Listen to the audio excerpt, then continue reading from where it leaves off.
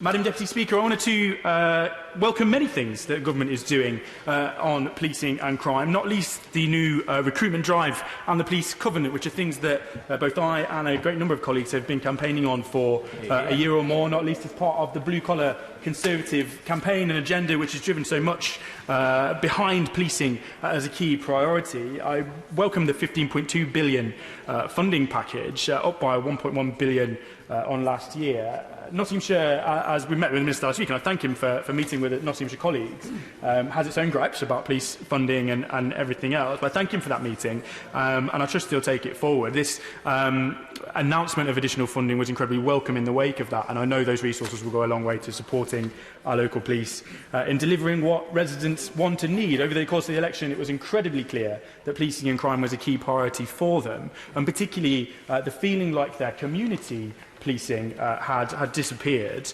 We're going to get 107 additional officers in the first of 3 rounds, which is very welcome, and I will be fighting locally to make sure that the right proportion of those comes to us in Mansfield. And I pressed the Minister in the meeting, I'll do it again publicly, to ensure that as many of these additional 20,000 officers are in that visible front line, those roles working with our communities, because so much of the intelligence that will lead to us dealing with the rest of the crime on our streets and in our country comes from those conversations on the front lines between neighbourhood officers and the communities that they get to know.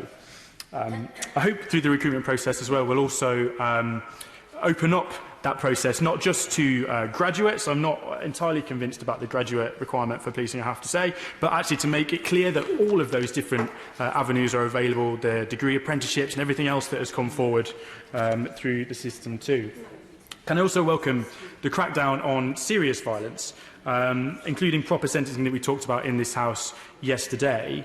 We've had complaints locally about drug rings, about paedophiles, about rapists, seemingly in the media being given early release on many occasions in recent months. It seems to be more and more prevalent, and whether that's the case or whether it's just a media perception, it is a growing concern amongst my constituents, and I trust that we'll be able to combat this effectively and make sure that our sentencing is clear and is open and honest with the public about what it means to get these sentences. Drugs drive so much of our crime, and I know that the Minister has spoken to me previously about the drugs that have made such a huge difference in our communities. Madam Deputy Speaker. Thank you for the note. I know that so much of that crime has been pressed by drugs, and I spoke to the previous policing minister about Mamba and Spice in particular, which was a blight on our community, which turned my town centre in Mansfield into a scene from a zombie video game in the summer of 2018. And I pressed at the time for a review of Mamba and Spice into the classification of it, which 18 months later is still ongoing, this review, and I would ask the Minister to speak, if possible, to the Advisory Council for the Misuse of Drugs and drive that forward and make sure we get some proper change in decisions on that, because it's been dragging on now for a long time with no outcome. Can I welcome, Madam Deputy Speaker, the Police Covenant, the Police Protections Bill, and the support behind the scenes for police officers, both mental and physical health, and so many other things that they need and deserve. Almost every member of my extended family is or has been a police officer, so I get it from all angles in terms of what those requirements are. One that I've raised with the Minister before, and I'd like to just raise again, previously when we met with police representatives at party conference, was around internal investigations in the police and how some of these seem to drag on for an awfully long time, leaving often innocent officers left at home on full pay and not able to take part in the work that they are qualified for and wanting to do. And I would ask that we can make sure within this covenant, perhaps, that those investigations are dealt with swiftly, both because victims and perpetrators need justice where there is, and police should absolutely be held to account and to the law like everybody else, but also to make sure that we're not leaving people at home being paid to do nothing when actually they want to be out and they want to be working on the front lines.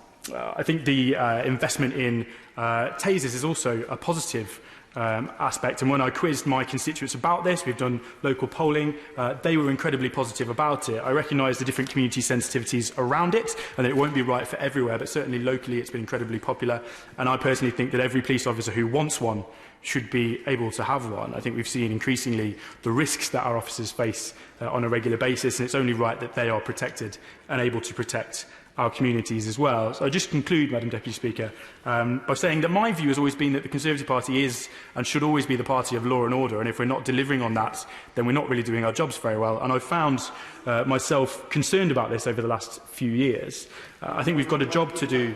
I will give way. Thank you. Retford, in my constituency of Bassetlaw, is currently mourning the tragic death of a gentleman at the hands of violent crime. In terms of protecting the public, it would help police greatly if, once we lock people up, they stay locked up. So would he join me in urging the opposition to support this government's plans to end automatic early release for violent offenders halfway through their sentences? Thank you for that intervention. I think it's absolutely vital that the public can trust in our sentencing, that the punishment will fit the crime. And I also think through all levels of crime, actually, there is no benefit to people going into prison for 2 weeks and not getting any help or support while they're in there, coming back out having lost their housing or whatever it may be, and starting on this spiral of criminality, when actually, in many cases, a longer sentence with more inbuilt support in the system to help them to rehabilitate would be better. So I do think we need a proper review, and I hope that members of the opposition will consider that fairly when the government's trying to deliver it.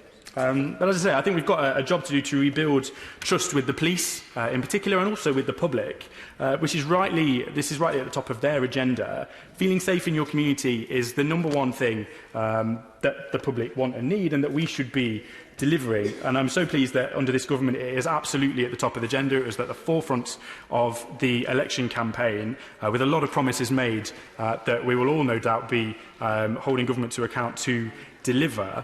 We need to make sure that residents are getting the proper response, that they get the proper communication so they know what response they should be getting, which is also a thing that's been raised with me on a regular basis. So we have a proper, fair and open sentencing system, particularly for serious offenders, and that we're keeping our communities safe. I know from our conversation and meeting in recent weeks that the Minister is absolutely committed to delivering that. I think he's on the right track, and I hope that legislation will come forward as quickly as possible to deliver on these things. But I absolutely welcome government's commitment to policing and crime, and particularly to supporting those officers who do so much to keep us all safe.